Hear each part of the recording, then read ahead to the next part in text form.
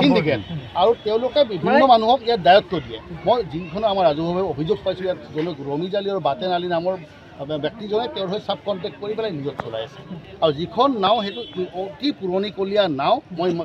ঘটনাস্থলী পৰ্যবেক্ষণ কৰি আহিলোঁ আপোনালোকক মই ভিডিঅ'টো দিম মই চাইলোঁ নাওখন একেবাৰে জৰাজীৰ্ণ অৱস্থা আৰু তাত যিমান কেপাচিটি তাত কৰি বহুত বেছি প্ৰায় 200 ল'ৰা ছোৱালী এই যিটো দুৰ্ঘটনা আচলতে আপুনি গোটেই দোষটো ঠেলিব বিচাৰিছে আভ্যন্তৰীণ জল পৰিবহণ 100% মই আভ্যন্তৰীণ জল পৰিবহণ বিভাগক দোষ দিব বিচাৰিছোঁ তেওঁলোকৰ কোনো ভিজিলেন্স নাই তেওঁলোকে নাচায় এবাৰ আজিৰ পৰা কিছু বছৰ আগতে যেতিয়া মাজুলী নিমাতী ঘাটৰ ঘটনাটো হৈছিলে মাননীয় মুখ্যমন্ত্ৰী সৰ্বানন্দ সোণোৱালৰ দিনত তেতিয়া কিছু অলপ এটা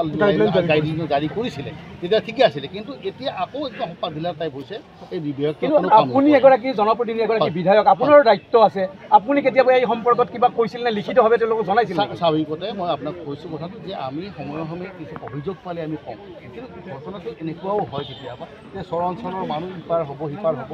যেতিয়া উপায়ো নাথাকে তেওঁলোকে কাৰণ নদী পাৰ হ'ব লাগিব তেওঁলোকে তেতিয়া তেওঁলোকক যে 10 টকাৰ 40 টকা ডিমাণ্ড কৰিলে দিবলৈ বাধ্য হৈ যায় নহ'লে ইপাৰে ক'ত থাকিব তেওঁলোকে কাৰণ খুব দুৰ্গম অঞ্চল আপোনালোকে জানে আপুনি দেখিব নদী কিন্তু সেইবিলাক ল'ৰা ছোৱালী অৰ্জন কৰিবলৈ আহে সেইটো আমি চিন্তা কৰিবলগীয়া হয় কেতিয়াবা কথাটো হ'ল এই ঘটনা নতুন নহয় কেইবাবাৰো হ'ল এই ঘটনা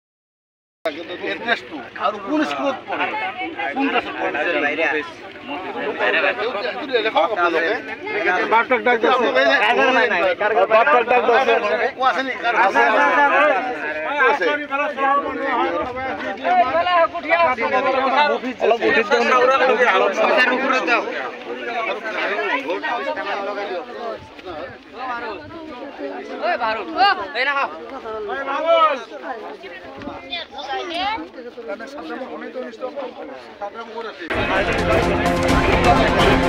Vamos